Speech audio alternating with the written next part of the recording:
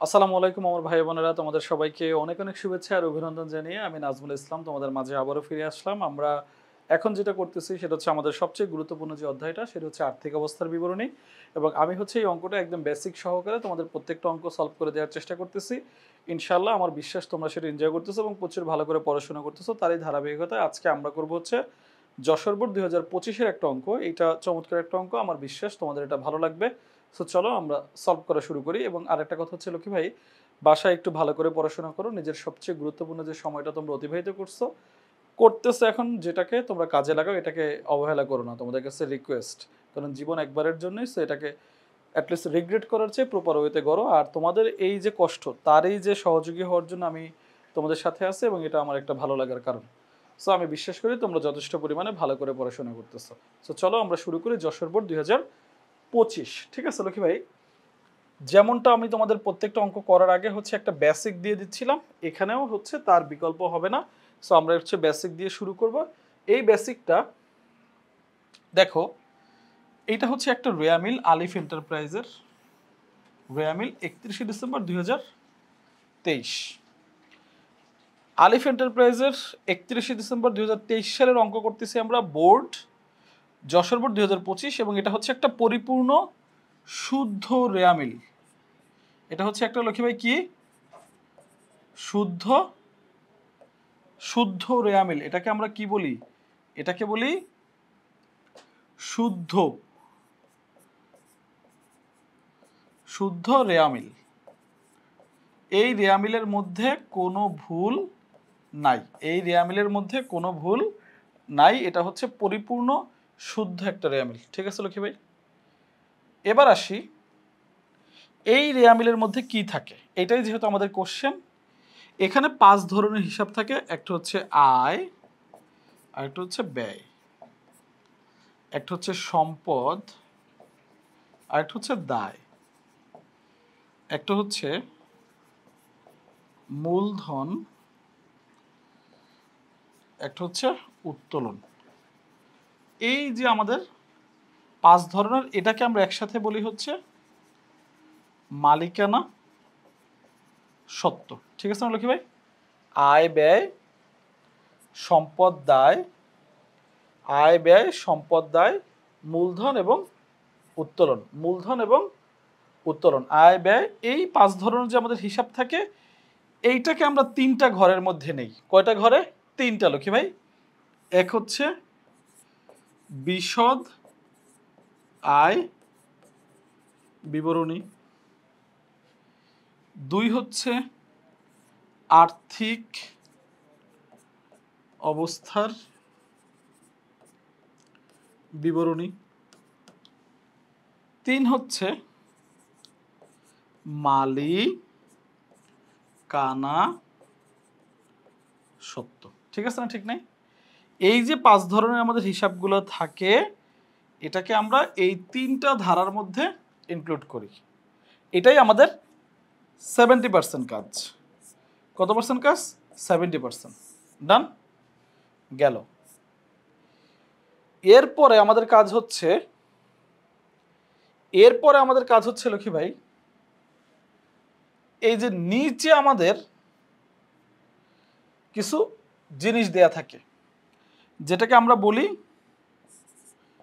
সমন্বয়। যেটাকে আমরা কি বলি? সমন্বয়। কি বলি আমরা? সমন্বয়। অথবা এটাকে আমরা বলি,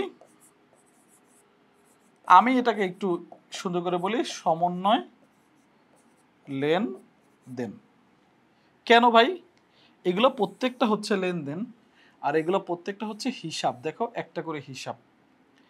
এই লেনদেন মিনিমাম 2 বার কাজ করবে, মানে 2টা হিসাব যেহেতু, সো 2 বার কাজ করবে। কয়বার? 2 বার। মিনিমাম কয়বার কাজ করবে? 2 বার কাজ করবে। কয়বার? 2 বার। এই লেনদেন মিনিমাম কয়বার কাজ করবে লক্ষ্মী ভাই?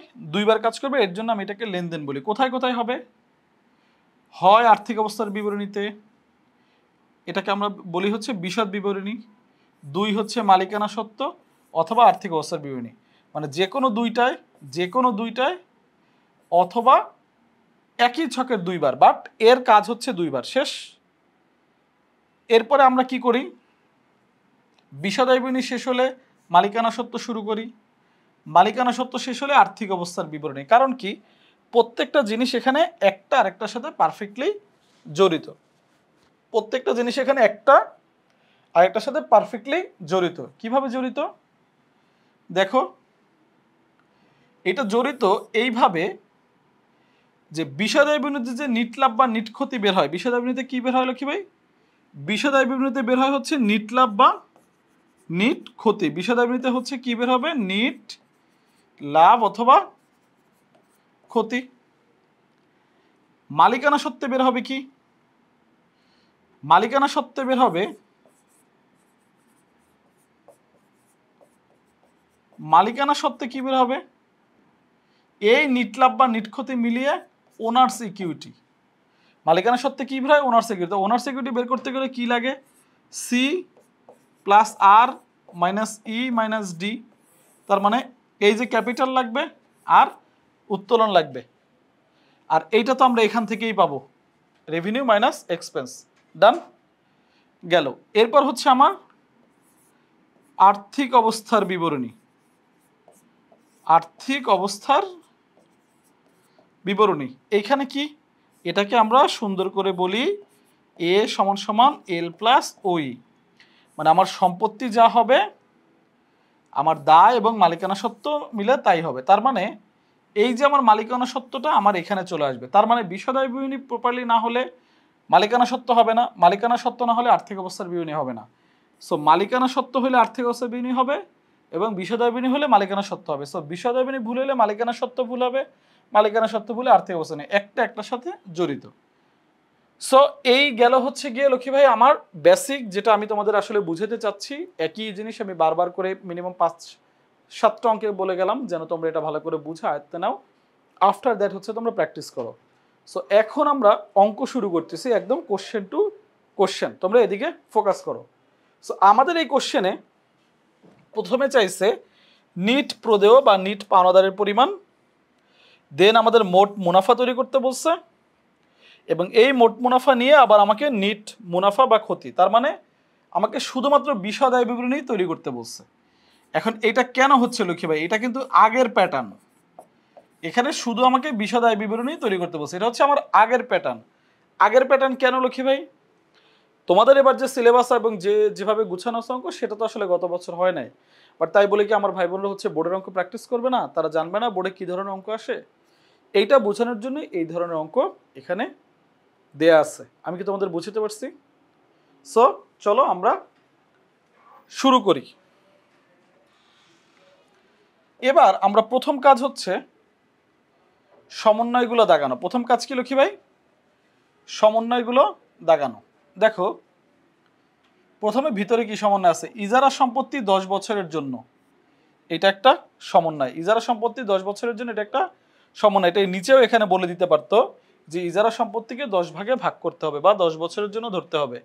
সো যেহেতু এভাবে নির্দিষ্ট কিছু এখানে বলে নাই, বাট এই যে পাশে 10 বছর বলে দিছে, সো এটা একটা সমন্বয়। আর আমরা কয় বছরের হিসাব করি, আমরা 1 বছরের হিসাব করি। আর ইজারা সম্পত্তি কি আমার জন্য একটা, ইজারা সম্পত্তি আমার একটা স্থায়ী সম্পদ, ইজারা সম্পত্তি আমার একটা স্থায়ী সম্পদ। ডান। সমাপনী মজুত পণ্য দাগানোর কোনো দরকার নাই, কারণ আমরা এটা জানি যে সমাপনী মজুত পণ্য একবার হচ্ছে বিক্রিত পণ্যের ব্যয় থেকে বাদ হবে। সমাপনী মজুত পণ্য লক্ষ্মী ভাই একবার হচ্ছে বিক্রিত পণ্যের ব্যয় থেকে বাদ হবে, আরেকবার কই যাবে, আরেকবার চলতি সম্পদে যাবে। সমাপনী মজুত পণ্য একবার বিক্রিত পণ্যের ব্যয় থেকে বাদ হবে, আরেকবার চলতি সম্পদে যাবে। ঠিক আছে, ডান। এরপরে বলছে ধারে ক্রয়। সো ধারে ক্রয় মানে কিসের, প্রদেয়ের সাথে কাজ আছে। ধারে ক্রয় মানে কি, প্রদেয়ের সাথে কাজ আছে। তাহলে ধারে ক্রয় যেহেতু আছে, সো যেহেতু প্রদেয়ের সাথে কাজ আছে, সো চলো আমরা দেখি এটা আবার আমার ক্রয়ের সাথেও কাজ আছে, আমার ক্রয়ের সাথেও কাজ আছে। সো ক্রয় এখানে আছে কিনা, এই যে দেখো আমার এখানে ক্রয় আছে। সো আমরা পাইলাম ক্রয়ের সাথে কাজ পাইলাম, পাওনাদারের সাথে কাজ পাইলাম। এরপর আমাদের বলছিল মূলধনের উপরে কত % সুদ ধরতে হবে লক্ষ্মী ভাই, মূলধনের উপরে আমাদের 5% সুদ ধরতে হবে। সো আমরা অতিরিক্ত মূলধনেও দাগ দিলাম, মূলধনও দাগ দিলাম। মূলধন বলতে মূলধন এবং অতিরিক্ত মূলধন দুইটাই বোঝায়। মূলধন বলতে মূলধন এবং অতিরিক্ত মূলধন দুইটাই বোঝায়, ঠিক আছে? ওকে, এবার দেখো লক্ষ্মী ভাই, আমরা আরেকটা কথা বলছে, উক্ত বছরে কুরিনের পরিমাণ। এইটাকে একটু এক্সপ্লেইন করব তোমাদের সাথে। এটা আসলে কার সাথে সম্পর্ক? এটা এর সাথে সম্পর্ক, দাগ দিয়ে রাখলাম। বাট তারপরে আমি তোমাদের এটাকে একটু এক্সপ্লেইন করব। এই কুরিন এটা মানে হচ্ছে অনাদায়ী, এই কুরিন এটা মানে হচ্ছে অনাদায়ী পাওনা। অনাদায়ী পাওনা কি? যা পাবো না। কার কাছ থেকে পাবো না? দেনাদারের কাছ থেকে। যা দেনাদারের কাছ থেকে পাবো না সেটাই হচ্ছে, যা দেনাদারের কাছ থেকে পাবো না সেটাই হচ্ছে কুরিন। কনফার্ম হয়ে গেছে যেটা। আর সঞ্চিতি মানে যা দেনাদারের কাছ থেকে পাবো না চিন্তা করতেছি ভবিষ্যতে, সেটাকে অ্যাভয়েড করে রাখা। সো কুরিন এবং কুরিন সঞ্চিতি বুঝা গেল। এটার একটা সুন্দর, এটা যখন করব একটা হেডলাইন লিখে দিব, ইনশাল্লাহ তোমাদের সেটা কাজে লাগবে। ডান। সো আমাদের এখানে দেখো লক্ষ্মী ভাই, সবকিছু আমার এখানে বুঝানো আছে। তারপর আমি তোমাদের একটু আলোচনা করে নিব যে ওরা কোনটাকে কি দিচ্ছে। আমার এখানে কি কি দেয়া আছে। ক্রয় আমার জন্য একটা ব্যয়, ক্রয় আমার জন্য কি একটা ব্যয়। বিক্রয় আমার জন্য একটা আয়। দেনাদার আমার চলতি সম্পদ। মূলধন আমার মালিকানা সত্ত্বের এন্ট্রি। আন্তঃপরিবহন মানে হচ্ছে আমার একটা ব্যয়, যেটা হচ্ছে প্রত্যক্ষ ব্যয়। বহিঃফেরত মানে ক্রয় ফেরত, বহিঃফেরত মানে ক্রয় ফেরত। আন্তঃপরিবহন আমার একটা ক্রয় পরিবহন।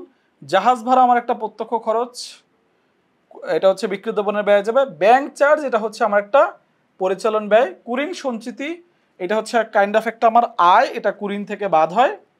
বাট্রা যদি ডেবিট পাশে থাকে আমার জন্য পরিচালন ব্যয়, যদি ক্রেডিট পাশে থাকে তাহলে আমার অন্যান্য আয়।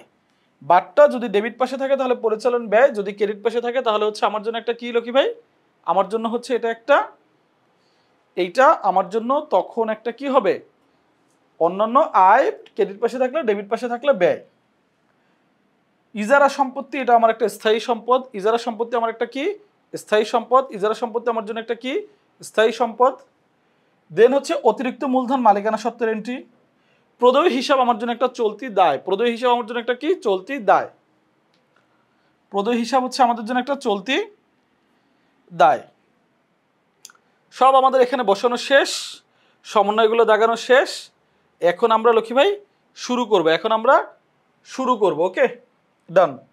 তাহলে চলো আমরা এবার আমাদের মতো করে শুরু করি। এখানে আমরা লিখবো কি তাহলে? ক নম্বরে কি চাইছে? ওকে, তাহলে এই যে নিট প্রদেয় হিসাব আমি এভাবে লিখছি লক্ষ্মী ভাই, তোমরা এভাবে লিখো না। তোমরা প্রথমে নাম লিখবা, দেন হচ্ছে নিট প্রদেয় হিসাব, এগুলোকে সুন্দর করে যেভাবে হেডলাইন করে লেখো সেভাবে লেখো। আমার যেহেতু জায়গা নাই, আমাকে একটু শর্ট ওয়েতে চিন্তা করতে হচ্ছে, বাট তোমরা এটা করিও না ভাই, ঠিক আছে? এরপর আমার এখানে মোট লাভ বের করতে বলছে। কি লাভ বের করতে বলছে? মোট লাভ। সো আমি এখানে হেডলাইন দিলাম মোট লাভ। এটা আসলে এভাবে আমি দিব না, আমি এটাকে আরেকটু সুন্দর করে তোমাদের জন্য লিখি। তোমরা পরীক্ষার হলে কিন্তু তোমাদের মতো করে সুন্দর করে, যেমন নাম, দেন হচ্ছে বিষয় দায় বিবরণী, দেন তারিখ, এগুলো সুন্দর করে লেখা। যেমন আমি এখানে লিখলাম আর এটা হচ্ছে বিষয় দায় বিবরণী না লক্ষ্মী ভাই? হ্যাঁ, এটা হচ্ছে বিষয় দায় বিবরণী। সো আমি লিখলাম বিশদ আয় বিবরণী, এক হচ্ছে আংশিক, আংশিক, ঠিক আছে? দেন এখানে ওই যে 31-এ এই ডট ডট, এগুলো তোমরা সুন্দর করে লিখবে, উপরে নাম।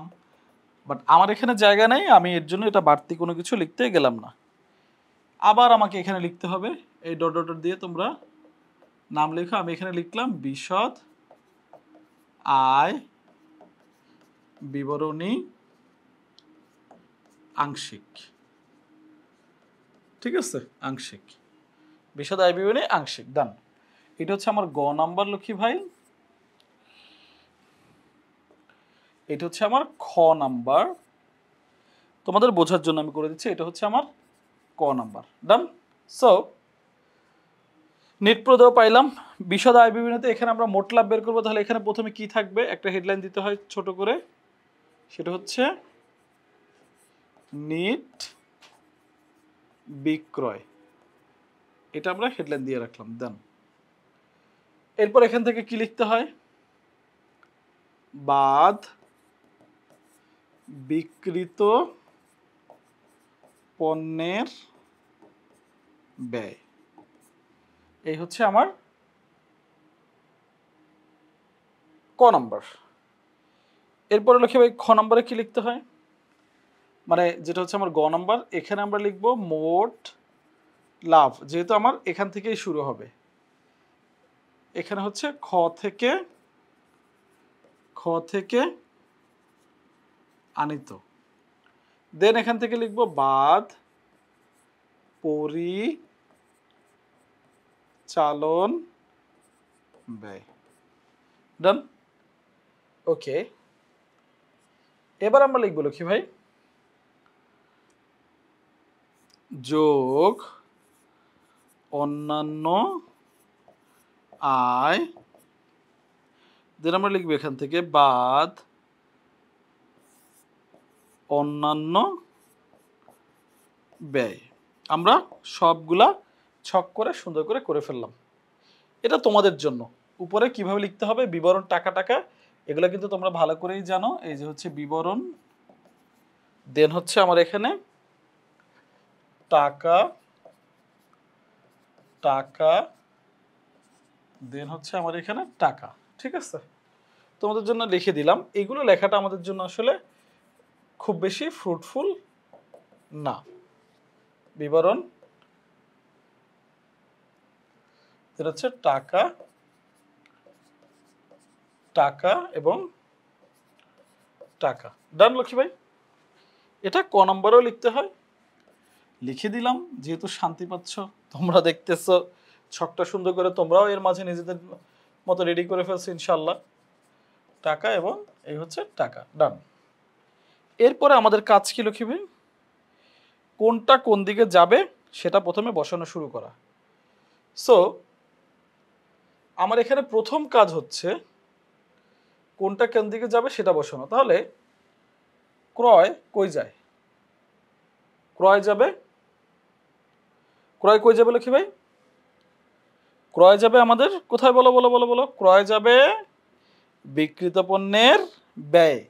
ক্রয় কই যাবে লক্ষ্মী ভাই, ক্রয় যাবে বিক্রিত পণ্যের ব্যয়। ক্রয় কই যাবে, বিক্রিত পণ্যের ব্যয়। তাহলে এখানে যেহেতু প্রারম্ভিক মজুদ নাই, তো আমরা ক্রয় লিখলাম। ক্রয় হিসাব কত টাকা আছে, ক্রয় ক্রয় আছে হচ্ছে 1,50,000, বিক্রয় আছে 1,77,000। তাহলে আমরা ক্রয় বিক্রয় দুইটাই বসাই দিব। ক্রয় হচ্ছে 1,50,000, ক্রয়ের সাথে যেহেতু কাজ আছে, ফার্স্ট কলামে আমরা বসাই দিলাম 1,50,000। আমরা এরপরে বিক্রয় বসাইলাম, সেকেন্ড কলামে হচ্ছে 1,77,000, 1,77,000। ডান। ক্রয়ের সাথে কাজ আছে বা সমন্বয় আছে, দ্যাটস ওয়াই আমরা এটা ফার্স্ট কলাম বসাইছি। দেন দেনাদার বলা আছে, পাওনাদার বলা আছে। কি বলা আছে লক্ষ্মী ভাই, দেনাদার। সো দেনাদার আমরা বসাবো হচ্ছে চলতি সম্পদে। আমাদের কি কোনো কাজ আছে এখানে দেনাদারের, আমরা কি চলতি সম্পদ করতেছি না, তো দেনাদার আমরা কেটে দিলাম, শেষ।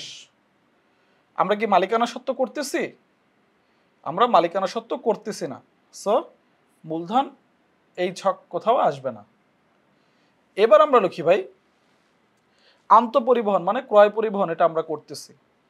সো এই ক্রয় পরিবহন যাবে কই, ক্রয় পরিবহন বিক্রিত পণ্যের ব্যয়, এটা হচ্ছে আমার একটা প্রত্যক্ষ খরচ, এটা হচ্ছে আমার একটা প্রত্যক্ষ খরচ। ক্রয় পরিবহন, ক্রয় পরিবহন আমার কি প্রত্যক্ষ খরচ। কত টাকা, ক্রয় পরিবহন হচ্ছে আমার জন্য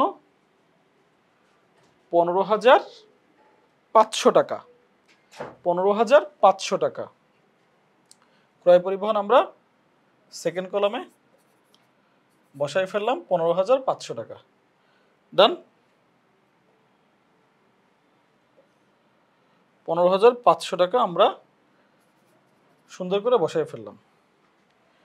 দেন আমাদের এখানে বহি ফেরত, এই বহি ফেরতটার নাম হচ্ছে কি ভাই, লিখে দিচ্ছি, এটার নাম হচ্ছে ক্রয় ফেরত। ঠিক আছে, এটার নাম হচ্ছে ক্রয় ফেরত। কত টাকা? 6,500 টাকা। সো ক্রয় ফেরত, ক্রয় ফেরত কি হবে লক্ষ্মী ভাই? ক্রয় ফেরত হচ্ছে ক্রয় থেকে বাদ হবে, ক্রয় ফেরত ক্রয় থেকে বাদ হবে।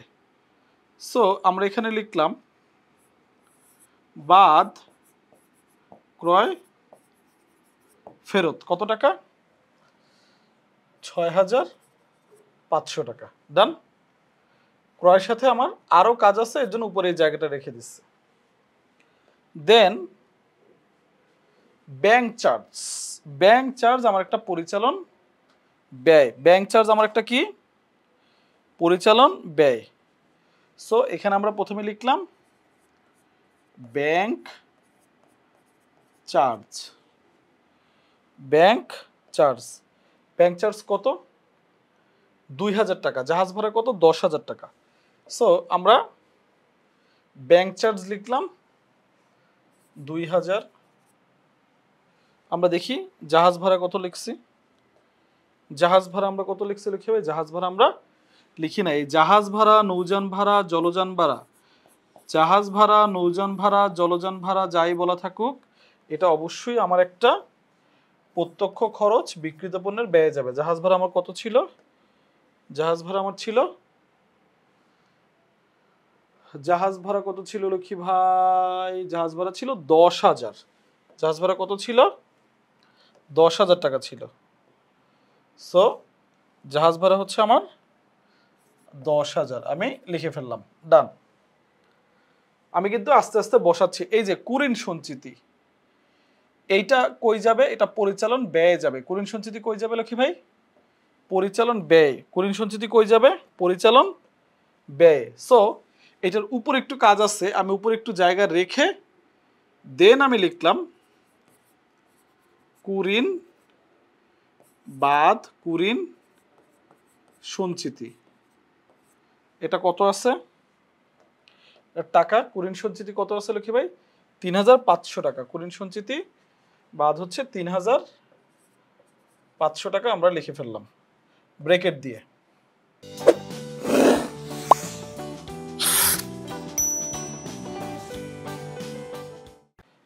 একটু উপরে লিখলাম। ডান। এবার দেখো লক্ষ্মী ভাই, ধৈর্য হারাইও না, মনোযোগ দেওয়া সবাই আমার সাথে। বাট্রা, বাট্রা আছে কই আছে? ডেবিট না ক্রেডিট? ক্রেডিটে কত টাকা? 3,000 টাকা।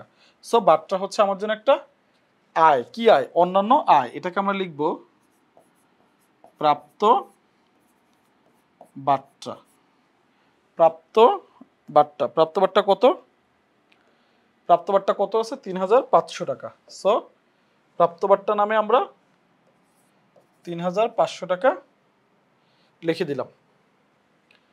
এরপরে আমাদের কাছে কি আছে লক্ষ্মী ভাই? ইজারা সম্পত্তি। এটা কিন্তু যাবে না, এটা কিন্তু যাবে না, বাট এই সমন্বয়ের কাজ আমাকে করতে হবে, এটা মনে রাখিও। মূলধন যাবে না, বাট এই মূলধনের সমন্বয়ের কাজ আমাকে করতে হবে, কারণ এটা তো অবশ্যই আমার বিষয় দায় বিনিতে আসবে। সো ইজারা সম্পত্তি বসাবো না। অতিরিক্ত মূলধন আসবে না, অতিরিক্ত মূলধন আসবে না, অতিরিক্ত মূলধন আসবে না, কিন্তু আমাকে সমন্বয়ের কাজ করতে হবে। প্রদেয় হিসাব, এটা হচ্ছে আমার জন্য একটা দায়। প্রদেয় হিসাব লিখবে আমার জন্য কি? দায়। প্রদেয় হিসাব আমার জন্য কি? দায়। সো এই যে নিট প্রদেয় আমরা এখানে ছক করছিলাম, এখানে আমরা প্রথমে লিখলাম প্রদেয়। আমরা প্রথমে কি লিখবো? এখানে প্রদেয় লিখব, প্রদেয় হিসাব ফার্স্ট কলামে লিখবো। কোথায় লিখবো?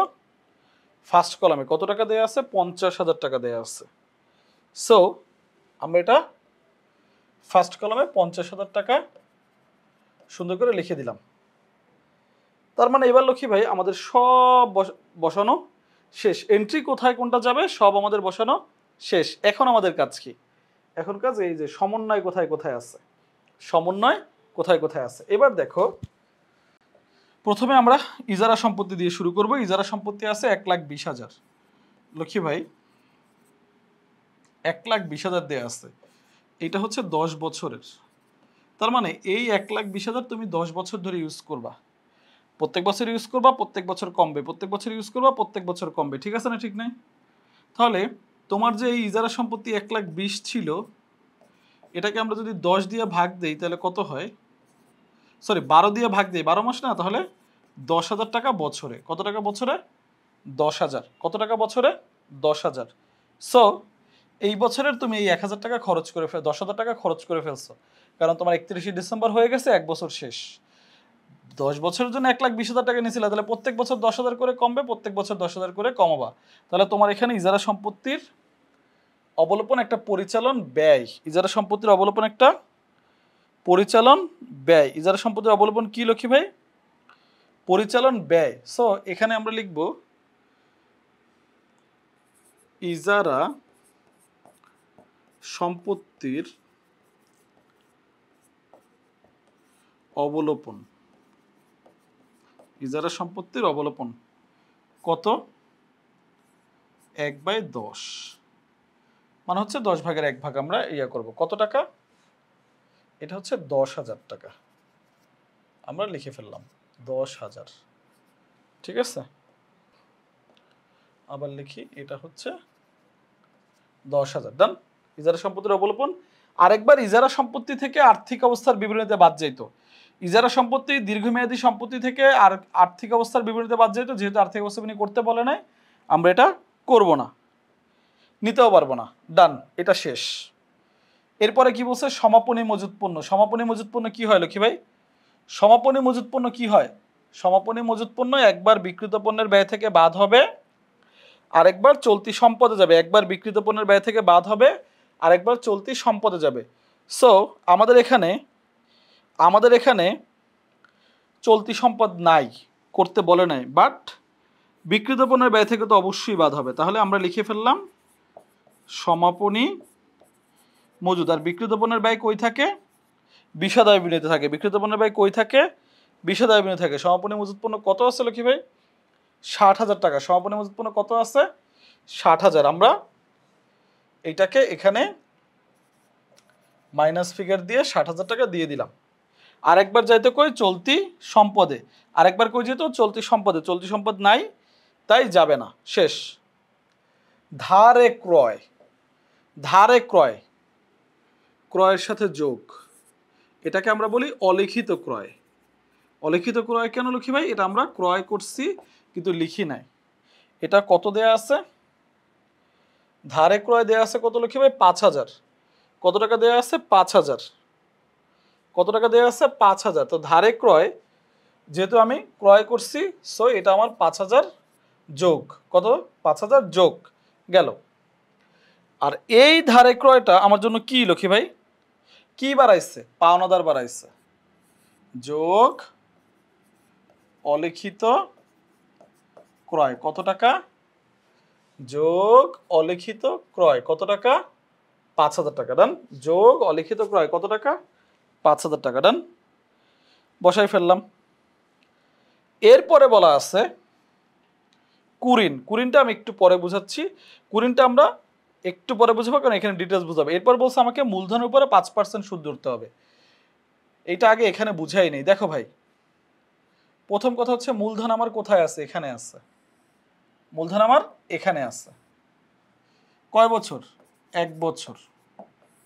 এইটাকে বলে প্রারম্ভিক মূলধন। লক্ষ্মী ভাই কি বলে? প্রারম্ভিক মূলধন। এখানে আবার মূলধন আছে, কবে আছে? 7 মাস 1 তারিখ। তাহলে এই যে মূলধনটা যেটা এখানে বলা আছে, কত বলা আছে? 90,000। এইটা আমরা কতদিন ইউজ করছি? 1 বছর। 90,000 ইন্টু কত পার্সেন্ট সুদ ধরতে হবে আমার? 90,000 ইন্টু কত পার্সেন্ট লক্ষ্মী ভাই? এটা হচ্ছে আমার 5%। সো দেখো, এই যে 90,000 ইন্টু 5% কত বেরোয়েছে? 4,000 500 কত দিনের জন্য? এটা আমি 1 বছর ইউজ করছি, 1 বছরের বের হইছে, কারণ ক্যালকুলেটর 1 বছরের সুদ দেয় সবসময়। ক্যালকুলেটর কিন্তু জানে না যে তোমার এটা কত দিনের। ক্যালকুলেটর কিন্তু এটা জানে না, ঠিক আছে? সো এটা আমরা বের করছি। এবার অতিরিক্ত মূলধন নিচ্ছি কত আমরা? 50,000। অতিরিক্ত মূলধন আমরা কত টাকা নিচ্ছি? 50,000 টাকা নিচ্ছি। কতদিন ইউজ করছি দেখি? 50,000 ইন্টু 5%, 2,500। 1 বছরের। এটা কিন্তু 1 বছরের। ক্যালকুলেটর কিন্তু জানে না তোমার কত দিনের লাগবে। ক্যালকুলেটর তোমাকে 1 বছরের সুদ দিবে সবসময়। সো 1 বছর বের করে ফেলছি। এখন আমরা অতিরিক্ত মূলধন নিচ্ছি 1 তারিখে, তার মানে ওই মাস সহ। কোন মাস? 7 মাস। তাহলে 7 থেকে গুণো, যেহেতু 1 তারিখ আছে তাহলে 7 থেকে গুণো। 7, 8, 9, 10, 11, 12, 6 মাস। কয় মাস? 6 মাস। তাহলে ভাগ হচ্ছে 2, তাহলে কত বের হলো? 1250। এটা কয় মাসের? 6 মাসের। কেন? এটা 6 মাস ইউজ করছি। যদি এইটা 31/7 হইতো, মানে মাসের শেষ তারিখ হয়, তাহলে এটা 8 তারিখ থেকে গুনতাম। একটা লজিক্যাল ভালো করে শিখে নাও, বলে দিচ্ছি। যদি মূলধনের সুদ বা যে কোনো সুদ মাসের শুরু থেকে হয়, পরের মাস মানে যে মাস দেওয়া থাকবে সেই মাস সহ গুনতে হবে। আর যদি মাসের শেষে হয় তাহলে যে মাস দেওয়া থাকবে তার পরের মাস থেকে গুনতে হবে। সো প্রারম্ভিক মূলধনে কোনো ডেট নাই, তার মানে অবশ্যই এটা সারা বছর ইউজ করছি। তাই আমরা কত ধরছি? 4,500 টাকা 1 বছরের। আর এইটা আমরা 6 মাসের ইউজ করছি, 6 মাসের 1,250 টাকা ধরছি। শেষ। এবার এই মূলধনের সুদ কই যায় জানো? মূলধনের সুদ যাবে লক্ষ্মী ভাই হচ্ছে আমাদের কোথায়? মূলধনের সুদ যাবে অন্যান্য ব্যয়। সো আমরা এখানে লিখলাম মূলধনের সুদ কত টাকা? 4,500 প্লাস 1,250, তার মানে হচ্ছে 5,750 টাকা হচ্ছে মূলধনের সুদ। ডান? ওকে, এইটা আমাদের শেষ। এরপরে লক্ষ্মী ভাই, এইটা আমাদের শেষ। এরপরে তোমাদের যে জিনিসটা বুঝাবো সেটা হচ্ছে কুরিন। দেখো, কুরিন হচ্ছে 2 রকমের থাকে, দুইটা থাকে। রেয়া মিলে কোথায় থাকে? রেয়া মিলে থাকে, রেয়া মিলে থাকে, সমন্বয়ে থাকে। কোথায় থাকে? রেয়া মিলে থাকে, সমন্বয়ে থাকে। রেয়া মিলে থাকে, সমন্বয়ে থাকে। সো দেখো, কুরিন, কুরিন এটা আমি লিখে দিচ্ছি, ভালো করে মনে রাখো। কুরিন প্লাস নতুন কুরিন প্লাস নতুন কুরিন সঞ্চিতি মাইনাস পুরাতন কুরিন সঞ্চিতি। প্রত্যেকটা টাকা আমি দেখাই দিচ্ছি। দেখো, এইটা রেয়া মিলে থাকে, এটা কোথায় থাকে? রেয়া মিলে। এটা কিন্তু পুরাতন আসলে।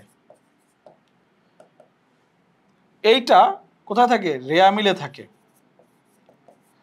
রেয়া মিলে থাকে।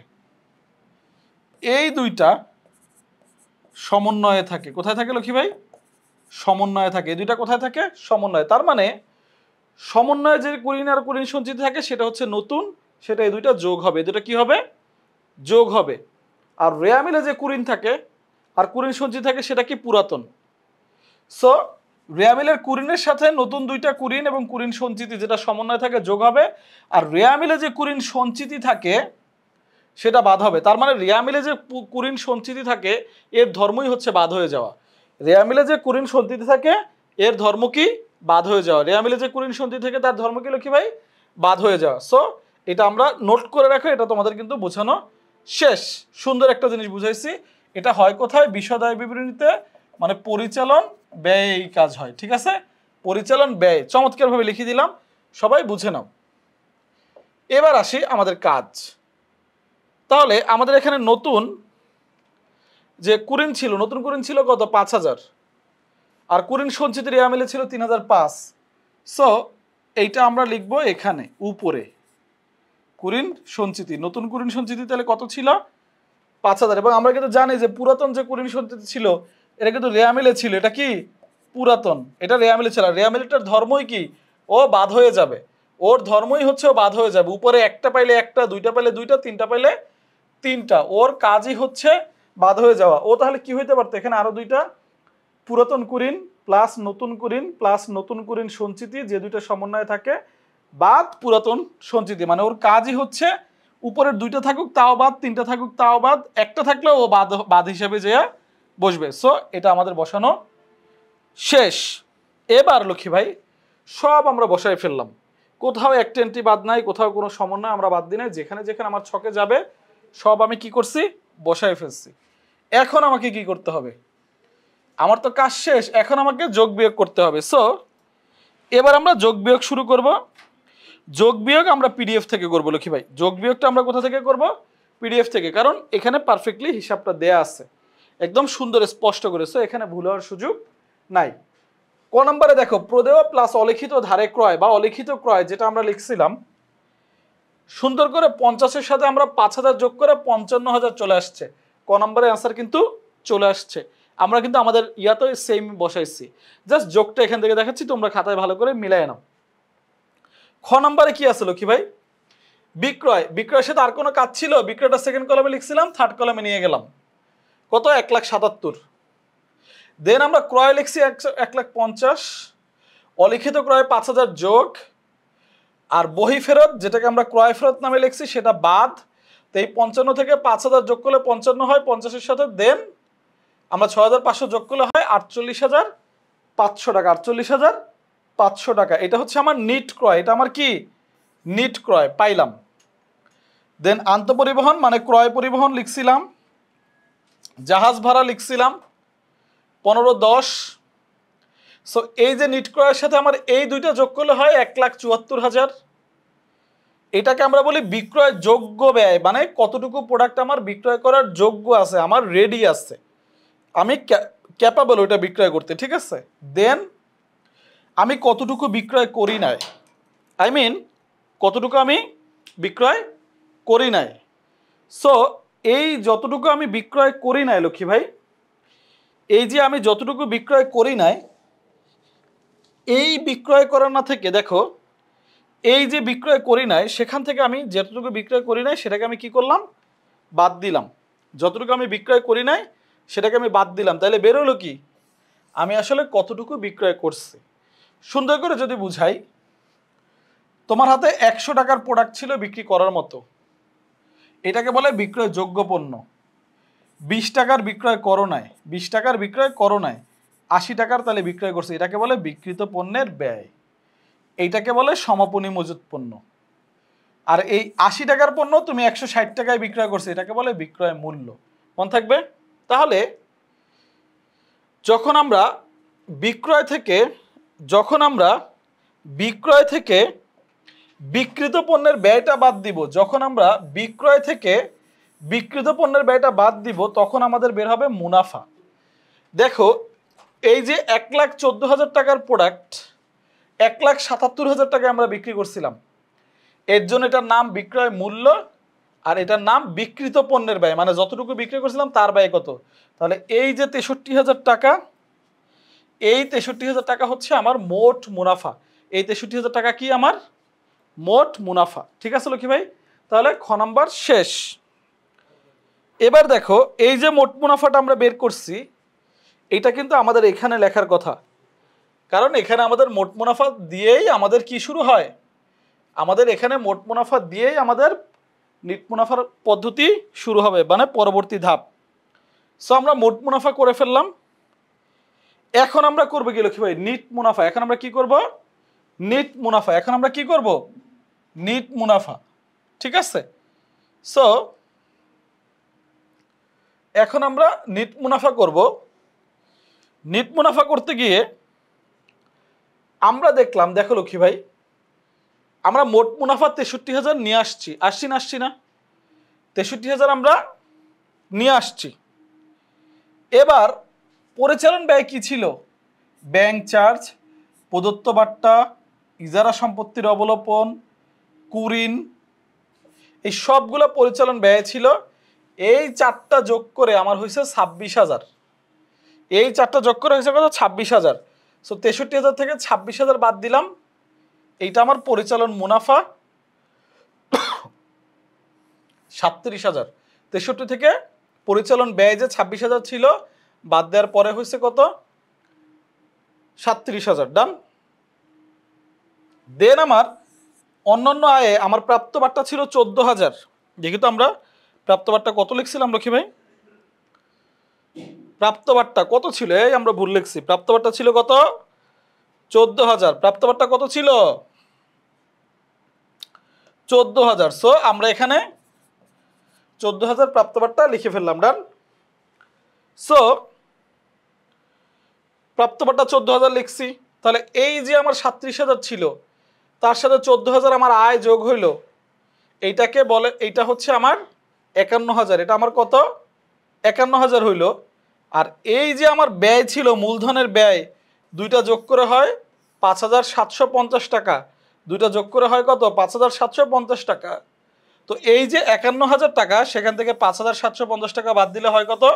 45,250 টাকা। 45,250 টাকা হচ্ছে কি আমার নিট মুনাফা। তাহলে কিভাবে আসলো দেখো, আবার একটু রিকল করি। নিট মুনাফা আমরা খ নম্বর থেকে পাইছি, মোট মুনাফা। দেন আমরা পরিচালন ব্যয়গুলো যোগ করছি, বের হয়েছে 26,000। বের হয়েছে কত? 26,000। আমরা এটাকে বাদ দিয়ে দিলাম কোথা থেকে? 63,000 থেকে। সো আমাদের বের হলো কি লক্ষ্মী ভাই? 37,000। এটাকে বলি পরিচালন মুনাফা।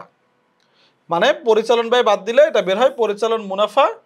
দেন আমরা অন্যান্য আয় যোগ করছি, অন্যান্য ব্যয় বাদ দিছি, আমাদের বের হয়ে গেছে হচ্ছে নিট মুনাফা। ঠিক আছে লক্ষ্মী ভাই? সো এই ছিল আমাদের একটা পরিপূর্ণ অঙ্ক, যেখানে আমরা ক নাম্বার করছি প্রদেয় হিসাব, আমরা খ নাম্বার করছি হচ্ছে আমাদের মোট লাভ, গ নাম্বার করছি হচ্ছে আমাদের নিট লাভ। তার মানে ক খ গ আমরা পারফেক্টলি সলিউশন করছি, যেখানে আমরা প্রত্যেকটা বেসিক বুঝছি, প্রত্যেকটা সমন্বয় বুঝছি। আফটার দ্যাট প্রত্যেক এন্ট্রি কোথায় গেছে বুঝাইছি, প্রত্যেক সমন্বয়ের দুইবারের কাজ একবারে একদম সুন্দর করে করছি। আফটার দ্যাট আমরা যোগ বিয়োগ করে দেখলাম যে এই হচ্ছে একটা পরিপূর্ণ আর্থিক অবস্থার বিবরণী, যেটা আসলে আমরা করতে পারি এভাবে। ঠিক আছে? সো তোমরা যখন ফুল অঙ্ক করবা, এই পদ্ধতিতে যখন তোমরা করবা যে সেম প্রত্যেকটা সমন্বয় দুইবার বসাবা, প্রত্যেকটা এন্ট্রি রিচেক করবা, প্রত্যেকটা এন্ট্রি যেটা যেখানে যাবে একসাথে বসাই ফেলবা, তখন ভুলের সম্ভাবনা অনেক বেশি কমে যাবে। সো তোমাদের সবাইকে অনেক অনেক শুভেচ্ছা। আমি আশা করি তোমরা প্র্যাকটিস করতেছো, বারবার করে প্র্যাকটিস করো। তোমাদের জন্য বেসিকটাও আমি শুরুতে দিয়ে দিচ্ছি। আশা করি তোমরা এটাকে ইনশাল্লাহ এনজয় করা শুরু করবা, ভালো করবা। তোমাদের সবার প্রতি অনেক অনেক শুভকামনা। আশা করি সবাই অনেক ভালো থাকবা।